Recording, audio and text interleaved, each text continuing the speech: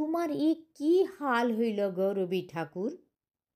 তোমার ভাষা লিয়ে লোকে লুতন লুতন সুরে গান করছে, তোমার কবিতার সঙ্গে লাজ গান হইচ্ছে, ঢাক ঢোল কাড়া নাকড়া গিটার মিটার বাজছে দমাদম ধমাধম।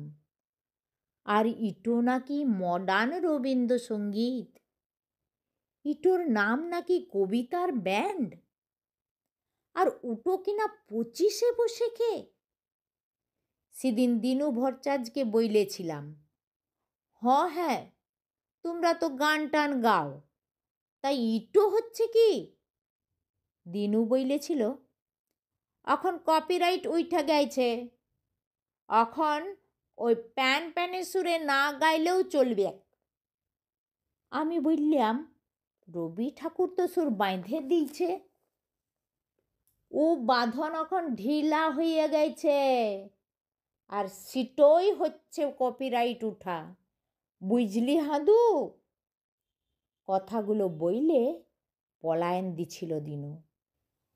হাঁ গো ঠাকুর, তোমার অত সুন্দর কোথায় এখন কীর্তন হইচ্ছে, কাওয়ালি মুজরা হইচ্ছে, তুমি কিছুই বলবে ক্লাই লাকি?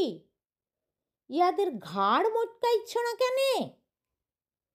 সবাই চিচ্চাই মরছে, চলবে ক্লাই চলবে ক্লাই, আর তুমি মুখে কুলু পাইটে বইসে রইবেক।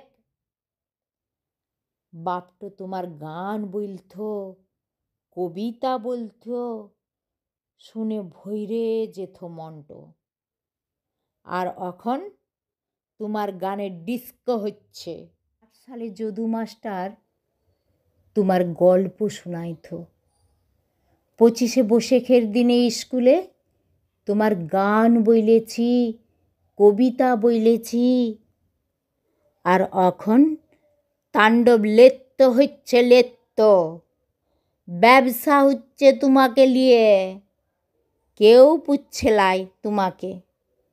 লইলে তোমার মেডেল প্যারাইজ ছবি মব্বি সব চুরে লিয়ে চইলে যায়, যেমন পাহারার ছিরি তিমন চোর ধরা। আর এখন বাপই বাতিল হইছে, তো কোথাকার কোন রবি ঠাকুর?